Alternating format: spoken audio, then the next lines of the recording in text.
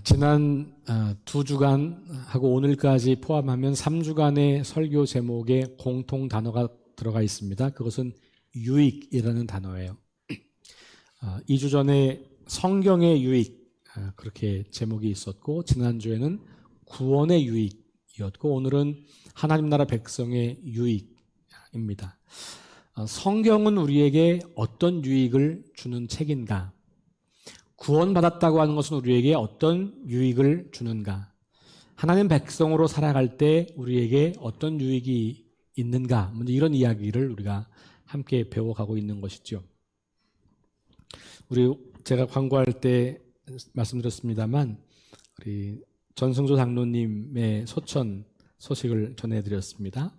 우리가 이렇게 사랑하는 사람들이 세상을 떠나게 될 때 우리가 그 죽음의 자리에서 종종 생각하는 것들은 인생은 무엇인가? 나는 누구인가? 어떻게 사는 것이 인생을 잘 사는 건가? 나는 어떻게 살아왔는가? 앞으로 어떻게 살 건가? 이런 거 우리 생각하지 않습니까? 그래서 죽음과 삶은 단절된 게 아니고 우리에게 새로운 삶을 소망하게 하는, 또 가치 있고 의미 있는 삶을 계획하게 하는 그런 통로와 기회가 된다는 점에서 죽음을 경험하는 것도 우리에게는 유익함이 있다는 생각을 하게 됩니다. 한 사람의 삶을 마감하는 자리에서 우리는 우리 인생 전체를 다시 돌아보게 됩니다. 특별히 그리스도인으로서 하나님 나라 백성으로 살아가는 우리들에게 어떻게 사는 것이 하나님 나라 백성으로 사는 것인가? 이런 질문을 하지 않을 수 없겠죠. 먼저 세상을 떠난 동료를 추모하는 글을 읽다가 이런 글을 보게 되었습니다. 고인이 어떤 인생을 살았는지를 엿볼 수 있는 그런 글이었습니다. 현재가 불행해도 나의 앞날이 가능성으로 가득 차 있음을 믿게 해준 분. 싫은 사람이라도 외로워 보이면 말을 걸어주는 동료. 아무도 축하해주지 않는 딱한 처지의 후배에게 조용히 선물을 내미는 사람. 좋은 본보기로 나이 들음에 대한 공포를 벗어나게 해준 인생의 선배. 베푸는 만큼 부자가 되는 마법을 아는 지혜로운 사람. 늘 옆 사람의 아픔이 자기의 상처보다 먼저인 바보. 좋은 것은 끝이 있고 끝이 있어야 좋은 것이라는 경험을 주는 내 소중한 사람. 한 사람에 대한 글입니다. 이분이 우리가 누군지는 몰라도 그 주변 동료분들에게 어떤 인생을 살았는가는 다는 아니지만 조금은 알 수 있는 그런 발자국과 같은 그런 글이죠. 같은 분에 대한 추모의 글에 이런 글도 있는 것을 봅니다. 동료들을 긍휼히 여기시며 늘 보살펴 주신 한결같은 모습은 우리 모두의 자랑이자 닮고 싶은 모습이었습니다. 보여주신 사랑과 헌신을 기억하며 그 뜻을 이어받아 더 나은 사람이 되도록 노력하겠습니다. 한 사람의 삶의 흔적이 누군가의 삶을 더 나은 인생으로 안내한다고 하는 것은 참 위대한 인생이 아니지 않습니까? 저에게 눈에 띄었던 또 하나 글은 이렇습니다. 다 동일 인물에 대한 글인데요. 연약한 동료를 더욱 귀히 여기는 마음을 나눠주신 분. 항상 자신보다 다른 사람을 먼저 생각하시는 모습에서 예수님의 사랑을 보았습니다. 여러분, 우리는 짧은 인생으로 연약하고 흠이 있고 부족한 인생을 살아가면서도 예수님이 누구신지를 보여주는 삶을 살 수 있다는 거예요. 만약에 우리가 인생을 평생 살아가면서 단 한 사람이라도 나에게서 예수님의 사랑을 경험할 수 있다면 그것보다 더 아름답고 가치 있는 삶이 있을까요? 전 그런 의미에서 이분은 참 멋지고 위대하고 아름답고 가치 있는 삶을 사신 분이겠구나, 그런 생각을 해보았습니다. 우리 전승조 장로님의 갑작스러운 소천 소식에 많이들 놀라고 당황하셨을 텐데 여러분 마음속에 지금 떠오르는 장로님에 대한 기억이 있겠죠. 그런 기억들을 우리에게 선물로 주고 가신 그 장로님을 아마 우리가 잊지 못할 것 같습니다. 저는 개인적으로 이렇게 같이 신앙생활 해본 적이 없고 요양병원에 계시는 그 시간에 제가 몇 차례 방문해서 만난 그 만남이 전부입니다. 그런데 그 요양병원을 다녀오는 동안에 같이 갔던 분들, 또 우리 교회에 우리 장로님을 기억하는 많은 분들이 저에게 들려주셨던 장로님의 모습은 정말 작은 체구시지만 믿음의 거인 같다는 느낌을 제가 받게 되었어요. 자, 우리가 그런 상황 가운데서 하나님 나라 백성으로 내게 주어진 인생을 그렇게 믿음의 거인처럼 위대하고 아름답고 가치 있고 의미 있는 인생으로 바꾸어서 살기 위해서 오늘 우리 말씀을 좀 주목해 볼 필요가 있습니다. 복습을 하자면 디도서는 거짓 가르침 때문에 흔들리는 교회를 바른 교훈으로 세워야 할 사명과 책임을 맡은 그 디도에게 바울이 그렇게 잘 하도록 권면하고 있는, 그래서 이 그레데 지역에 있는 교회들을 바른 교훈으로 잘 세워서 그 성도들이 하나님 나라 백성답게 살아갈 수 있도록 가르쳐줘라, 이렇게 권면하는 책이잖아요. 그래서 디도는 1장에서 내가 다 하지 못한 일을 정리하고 장로를 세우라, 각 성마다 장로를 세우라. 그래서 교회 공동체를 건강하게 세울 리더를 세우라고 부탁을 하고, 그 장로는 어떤 사람이 되어야 하는지, 그리고 그들을 마주하고 있는, 공격하고 있는 거짓 가르침을 전하는 사람들은 도대체 어떤 사람들인지, 그래서 그 장로들과 성도들은 어떻게 그 반대의 삶을 살아가야 하는지를 우리에게 보여주고 있어요. 2장에서는 교회 공동체 혹은 가족 공동체 안에서 하나님 나라 백성들은 어떻게 살아가야 하는가, 바른 교훈을 받았다면 그 교훈으로 어떤 인생을 살아야 하는가, 그런 이야기들을 구체적으로 말해 주고 있어요. 특별히 2장에서는 나이가 많으신 분, 남자, 나이가 많으신 여자분, 젊은 여자, 젊은 남자, 그리고 종, 그 당시 종은 가족의 이제 한 구성원으로 종들이 있었기 때문에 그 종, 그러니까 이와 같은 사람들이 신분과 나이와 성별은 다르지만 그러나 하나님의 자녀가 되었다고 하는 사실 때문에 어떻게 자신의 위치에서 자신의 역할을 감당하며 거룩한 삶을 살 건가, 뭐 이런 이야기들을 가르치는 거거든요. 그리고 그것이 끝나고 나면 그 뒤에 왜 그런 삶을 살아야 하는지에 대한 신학적인 이유를 제시하죠. 지난주 설교가 바로 그 신학적 이유와 관련된 부분이었어요. 그래서 구원의 복음이 무엇인지를 설명했고, 그 가운데서 우리는 구원의 유익함에 대한 제목으로 말씀을 나누었던 거죠. 3장도 비슷한 패턴이에요. 3장은 가정과 이 교회 공동체를 넘어서 국가와 사회라고 하는 이 질서 속에서 그리스도인들은 어떻게 살아야 하는가를 이야기하고, 짧게 이야기하고 좀 길게 신학적 이유와 근거를 이야기합니다. 3장 1절과 2절에서 국가에게 복종하고 순종하라는 말씀, 그리고 이 땅에서 거룩한 삶을 살라고 하는 말씀이 나오고, 3절 이하로 보면 왜 그런 삶을 살아야 하는지에 대한 신학적 이유, 다시 말하면 복음이 무엇인지, 구원은 어떻게 가능한 것인지, 구원받은 그리스도인들은 어떻게 살아야 하는지에 대한 이야기를 하고 있는 거예요. 그러니까 디도서는 구조가 그래서 굉장히 선명합니다. 바른 교훈이 무엇인지를 설명하고 반복해서 그 바른 교훈대로 사는 모습은 구체적으로 어떤 것인지를 여러 차원에서 이야기를 하고 있다는 거예요. 그레데라고 하는 섬에 있는 사람들은 굉장히 좀 이렇게 뭐라 그럴까, 전투적인 기질을 갖고 있는 사람들이었어요. 그래서 고대 사회에서 용병은 거의 대부분 이 동네 사람들이라고 보시면 돼요. 로마 제국 시대의 용병은 이 그레데 사람들, 그만큼 나쁘게 말하면 포악하고 거칠고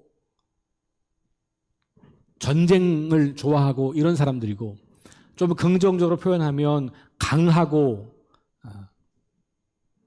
이런 거예요. 그래서 그 당시 그레데 사람들은 대체로 늘 저항하고 반대하고 폭력을 써서 자기의 어떤 힘을 드러내는 그런 사람들이었던 거예요. 그러니까 그런 사람들과 반대로 살아가려 하는 사람들에게 그래서 국가에 충성하라는 말씀을 하고 있어요. 3장 1절 보시면 너는 그들로 하여금 통치자들과 권세자본 자들에게 복종하며 순종하며 이렇게 나와 있어요. 복종하고 순종하는 것이 이 세상에서 불순종하는 사람들과 다른 삶의 방식이라는 거죠. 물론 질문이 있어요. 그럼 무조건 우리는 국가 권력에 복종해야 하냐? 이게 이제 아주 중요한 신학적인 논쟁 중에 하나잖아요. 바울은 여러 차례 다른 편지들에서도 국가 권력에게 충성하라, 순종하라는 말씀을 하고 있어요. 이유는 뭐냐? 바울이 그렇게 이해하는 이유는 뭐냐 하면 그 권력을 가진 사람들도 그 권력은 하나님께서 주신 거기 때문에 하나님이 그에게 그 권력을 주셔서 사람들을 통치하게 하셨기 때문에 우리가 그 권력에 순종함으로써 하나님께 순종하는 것이다. 이 기본 원리예요. 그러면 여기 이걸 잘 들으시면 조건이 성립된다는 걸 알 수 있어요. 그게 뭐냐 하면 그 권력을 하나님으로부터 이양받은 사람은 자기 마음대로 그 권력을 휘두르는 게 아니라 어떻게 해야 되는 겁니까? 하나님의 뜻에 맞도록. 그러면 복종하고 순종하는 것이 하나님의 뜻에 합당하게 통치할 때는 순종하고 복종하는 게 맞지만 하나님의 뜻을 거역하면서 통치한다면 우리는 저항할 수밖에 없다는 것도 이미 그 안에 들어있는 거죠. 실제로 바울이 그렇게 언급한 적도 있고요. 그러니까 무조건적인 충성을 말하는 게 아니라 하나님의 위임을 받은 권력이기 때문에 하나님께 순종하는 마음으로 순종하되, 그러나 하나님의 뜻을 거역하고 그 뜻과 반대할 때에는 우리가 순종하거나 복종하는 것이 아니라 저항할 필요가 있는 것이죠. 역사적으로 그런 흔적들이 매우 많이 있었던 것을 우리가 보게 돼요. 어쨌든 오늘 본문 맥락에서 중요한 것은 이 맥락은 그 그레데 사람들의 그 기질과 관련이 있는 거예요. 계속해서 포악하고 난폭하고 이 힘을 사용하고 그래서 자기들의 권력을 자기들의 힘을 주장하고 이익을 얻어내고 모든 싸우는 곳에 가서 그렇게 대신 싸워주면서 돈을 벌고 이런 사람들과는 다른 그런 삶의 방식으로 살아가는 것이 그리스도인이다. 그런 의미에서 복종과 순종을 중요하게 여겼던 것이고, 선한 일 행하는 것과 2절에 나와 있는 여러 가지 말씀들을 우리가 보는 거예요. 그러니까 이 이야기들이 뒤집으면 그레데 사람들의 삶의 방식이에요. 1장 12절을 보면 이렇게 말해요.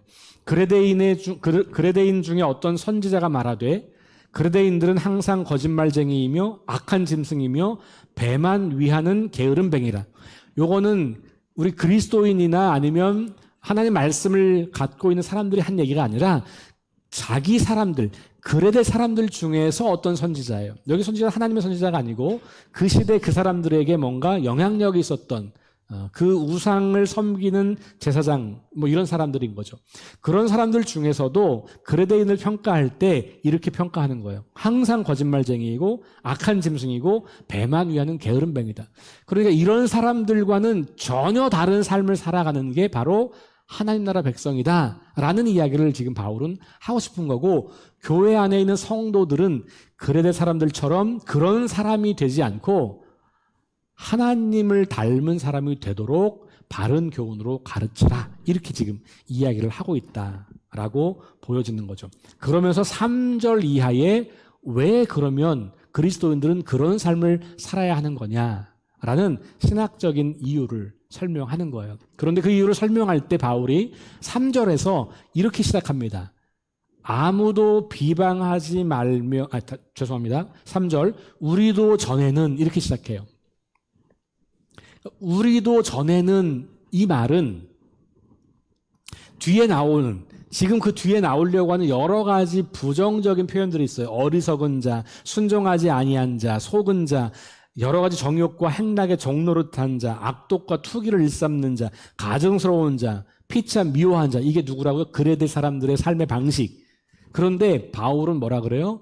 우리도 전에는 그랬다 이렇게 이야기하는 거예요. 우리가 복음으로 이해하기 위해서 아주 중요한 전제는 뭐냐면 내가 하나님 없이 살아갔을 때 내 인생은 아무 소망이 없다는 것을 인정하셔야 복음이 복음으로 들려요. 하나님 없어도 난 괜찮게 살았어. 옛날도 난 괜찮았어. 난 처음부터 어려서부터 교회를 다녔기 때문에 나는 꽤 괜찮은 사람으로 살아왔어.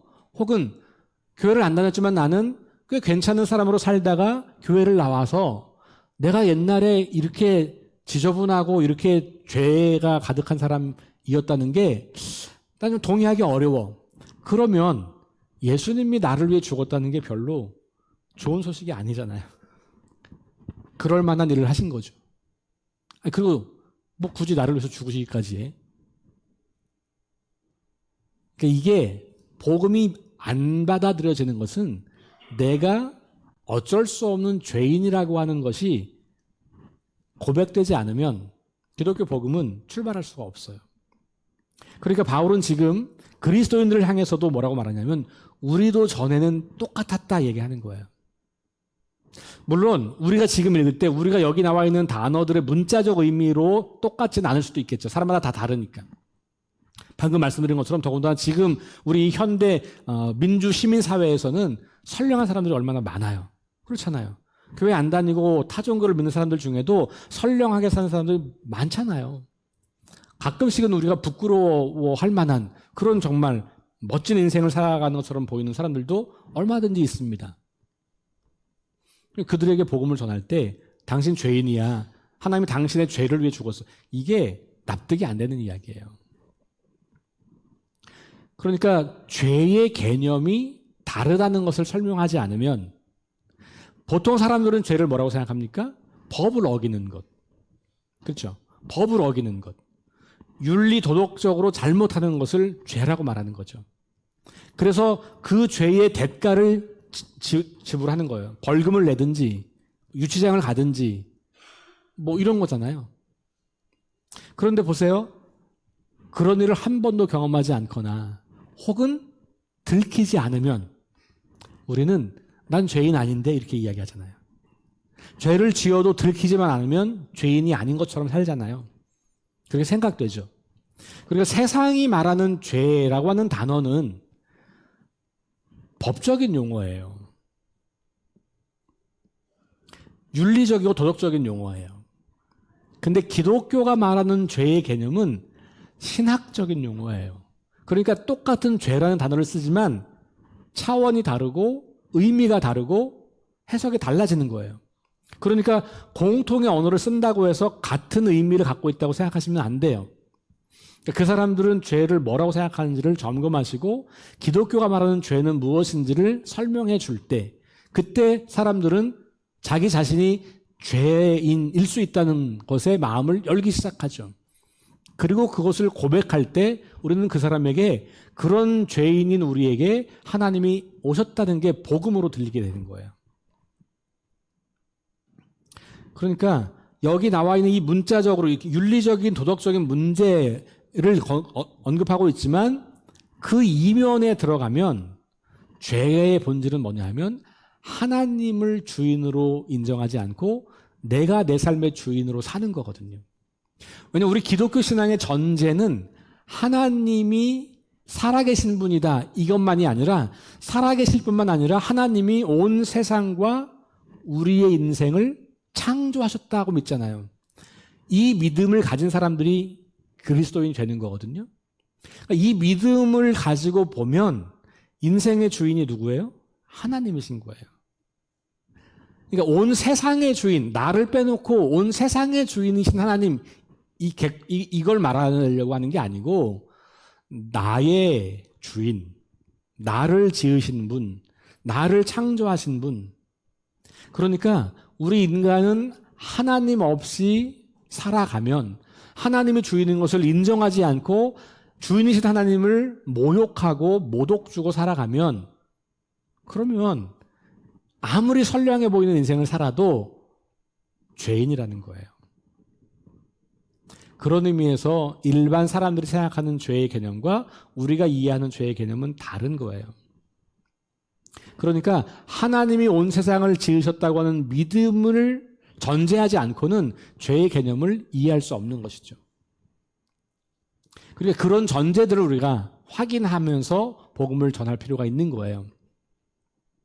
자, 다시 돌아오면 그러면 저와 여러분들도 모태신앙으로 어려서부터 교회를 다녔고 교회에서 신앙을 쭉 해왔고 그래서 단 한 번도 하나님이 내 삶의 주인인 게 지식으로가 아니라 교리로가 아니라 인격적으로 나에게 정확하게 들어오지 않고도 얼마든지 우리는 교회 활동을 할 수 있어요. 책임감이 강하고 선한 사람들은 내가 뭘 하기로 결심하면 열심히 해요. 그래서 교회에서 하라는 거 다 열심히 하고 충성하고 다 할 수 있습니다. 여전히 내가 주인이 되면서도. 그러니까 우리는 내가 교회를 얼마나 열심히 나왔느냐, 교회에서 어떤 봉사를 열심히 했느냐, 내가 어떻게 예배를 드리느냐, 이 종교 행위가 아니라 하나님이 내 삶의 주인이냐 아니냐를 늘 점검하는 게 본질이에요. 그리고 내가 하나님을 주인으로 삼지 않았던 그 모든 과거는 내가 비록 여기 나오는 것처럼 그런 지저분한 인생은 아니었을지 모르겠지만 여전히 죄 가운데 있었던 인생이라고 하는 것을 기억할 필요가 있는 거죠. 열매는 다르지만 본질은 똑같다는 거예요. 더 큰 죄가 있는 게 아니에요. 죄는 다 똑같아요. 왜? 하나님을 떠난 것이 죄의 본질이니까. 거기서 나오는 여러 가지 모습들은 다를지 모르겠지만 그러니까 우리도 전에는 어쩔 수 없는 죄인이었고 우리도 전에는 내가 주인이었고 우리도 전에는 그래서 내 마음의 욕심을 따라서 내가 원하는 인생을 살아왔고 사람들을 내가 원하는 대로 만들어 버리려고 했고 이 모든 것들이 다 자기 중심성, 하나님이 주인이 아니라 내가 주인된 삶에서 나오는 흔적들이거든요. 선량한 삶을 살면서도 극단의 위기 상황이 도래하면 자기 중심성이 분명하게 나타나는 것을 우리는 경험합니다. 여러분들이 보통에는 잘 선량하게 사시다가도요, 위기가 오면 그때는 어떻게 해요? 자기 중심성이 탁 드러나잖아요. 그래서 내 중심으로 모든 것이 돌아가야 되는 상황을 마주하게 되는 거예요.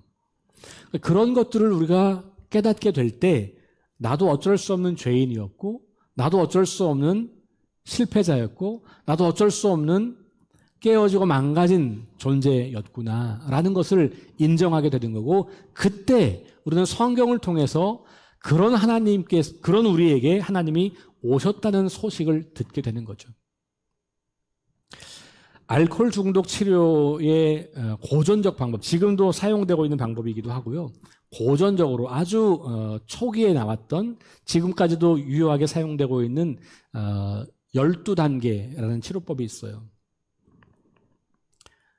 1단계와 2단계가 굉장히 중요해요.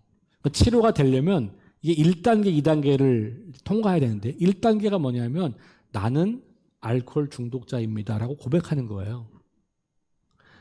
알코올 중독자들 거의 대부분요, 난 아니야 이렇게 말해요. 나 손 안 떨려 이렇게 이야기하는 거죠.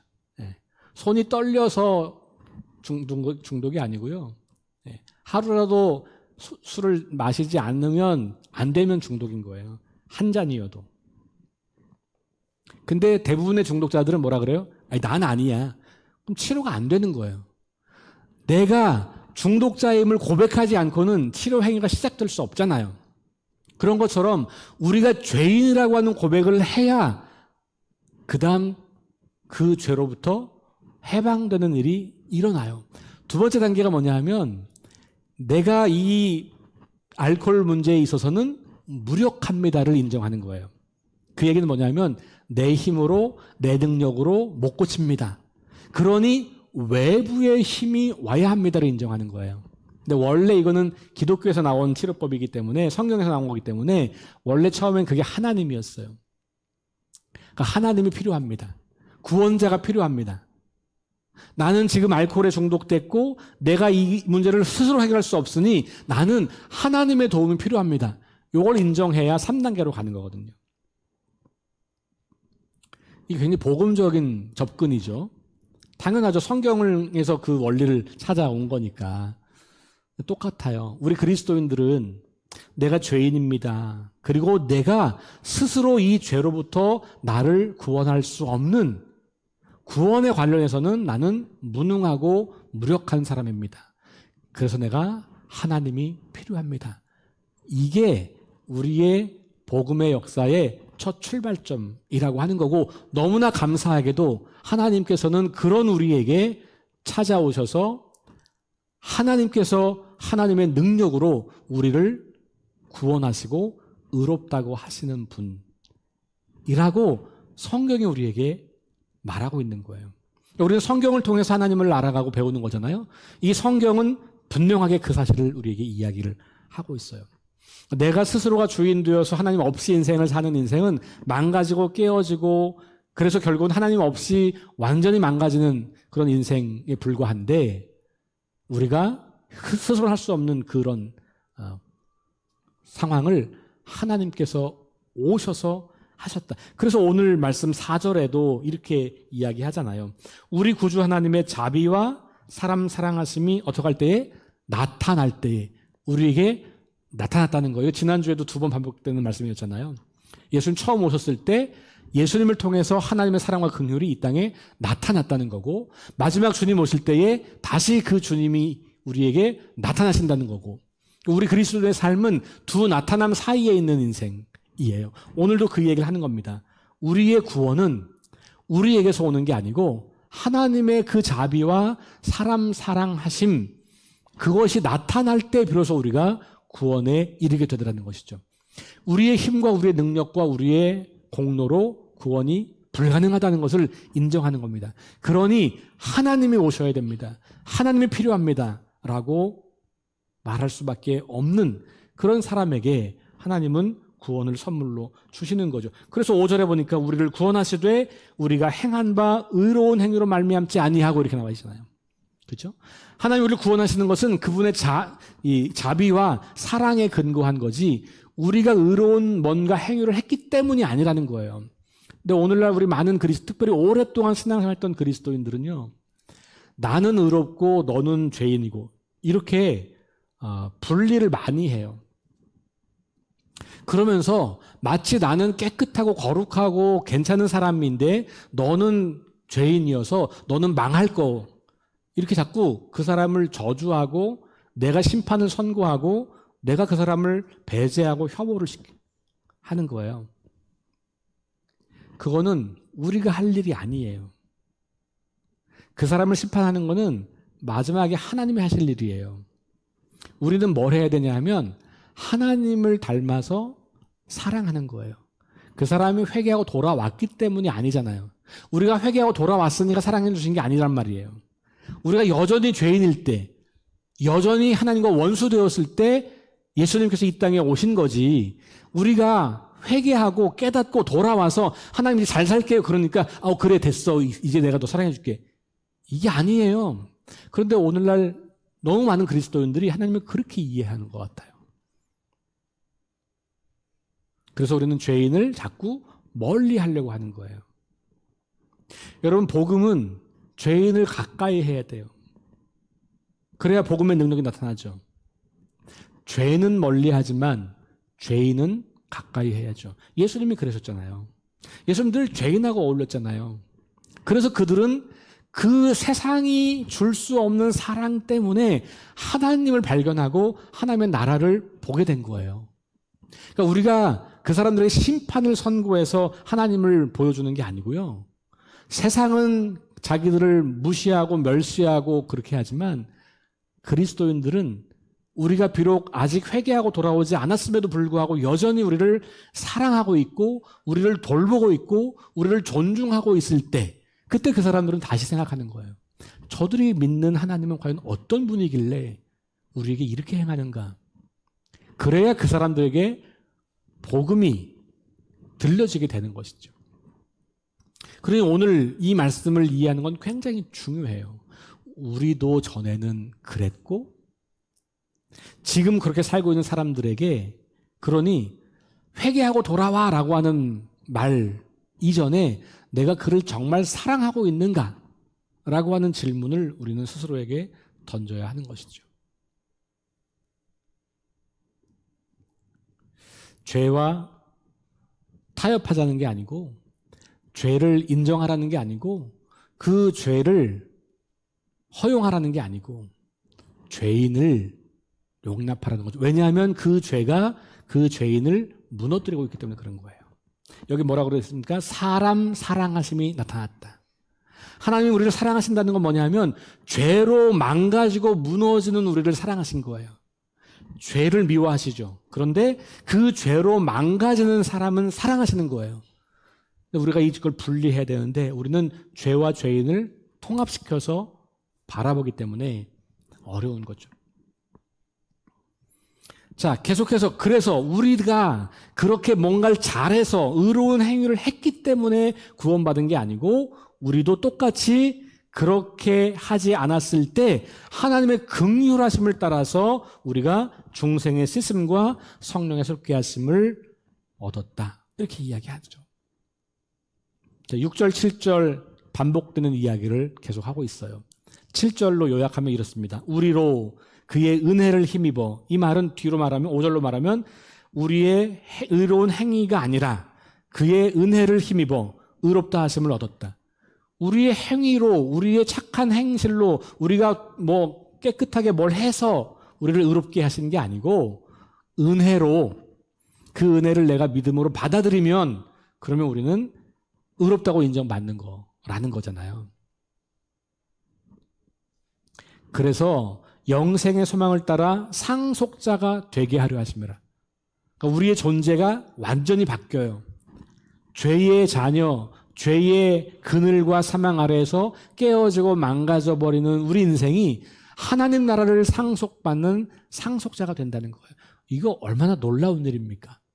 이게 얼마나 큰 은혜입니까? 근데 이게 은혜로 인정되려면 어떻게 내가 죄인인 게 인정돼야 가능한 거예요.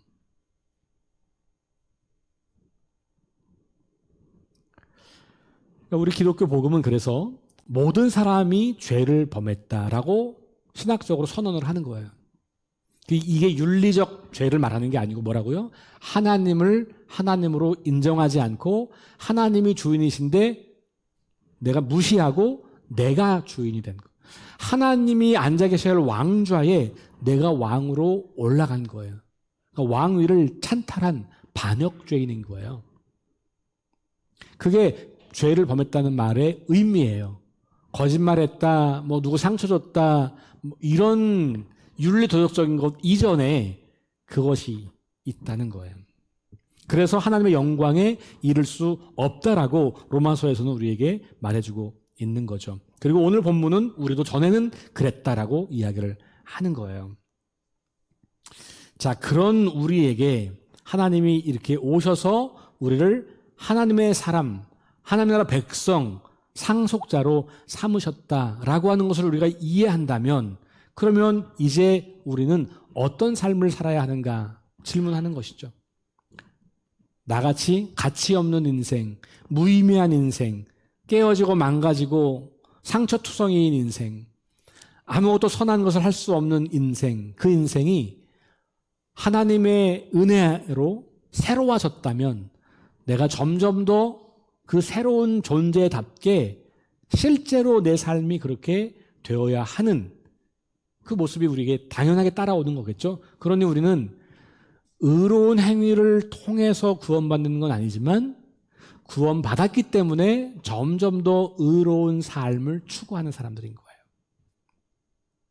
왜 그리스도인들이 선한 삶을 살아야 합니까? 구원받았기 때문이에요.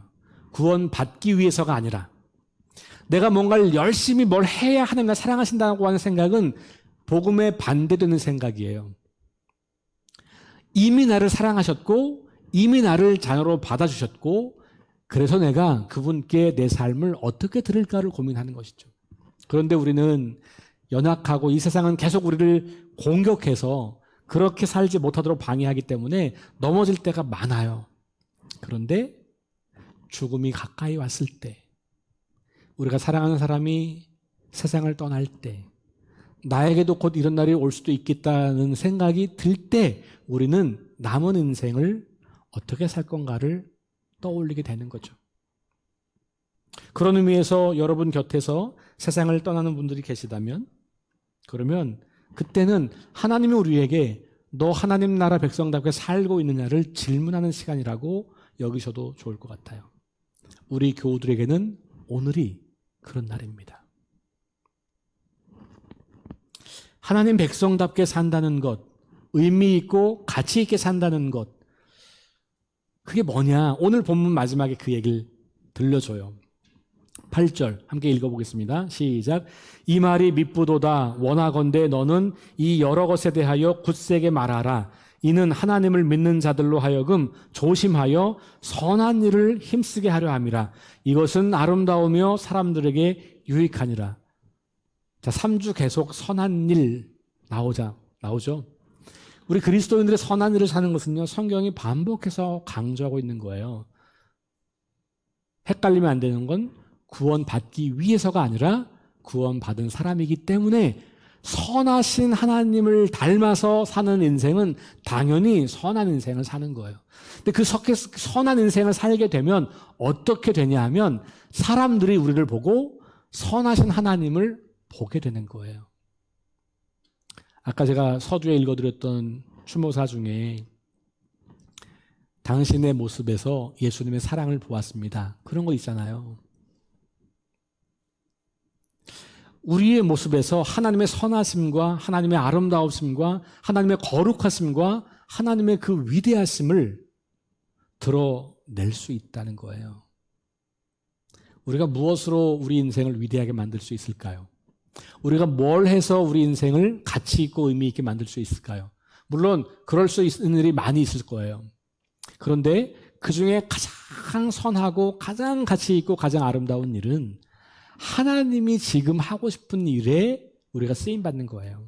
근데 뭡니까? 그게 깨어지고 망가진 이 세상을 회복하고 치유하여 사람들을 하나님께로 돌아오게 하는 것이에요. 그걸 어떻게 한다고요? 선한 일을 행함으로. 마지막에 뭐라 그랬어요? 사람들에게 유익하니라. 우리가 선한 일을 행하면 사람들에게 유익이 돌아간다는 거예요. 그러니까 우리 그리스도인들은 성경을 통해서 구원을 통해서 내가 유익을 누리는 것만이 아니라 내가 유익을 누리는 그 유익이 또 누군가에게 유익이 되어서 그도 하나님 나라 백성이 되어 간다는 겁니다. 그렇게 살 때 우리 인생은 가장 위대한 인생일 거예요. 여러분들이 가진 게 많지 않더라도, 여러분들 건강이 좀 좋지 않다고 할지라도, 여러분들의 능력이 많지 않다고 할지라도, 그래도 우리 인생을 통해서 이렇게 하나님을 드러낼 수 있다면, 선하신 하나님을 우리의 삶 속에서 나타낼 수만 있다고 한다면, 그분의 일하심이 선명하게 드러나는 인생을 살 수만 있다면, 그것이야말로 하나님 보시기에 가장 아름답고 위대한 인생이지 않겠는가. 그런 인생을 꿈꾸어 보시고 그런 인생을 함께 살아가는 저와 여러분 될 수 있기를 주의 이름으로 축원합니다.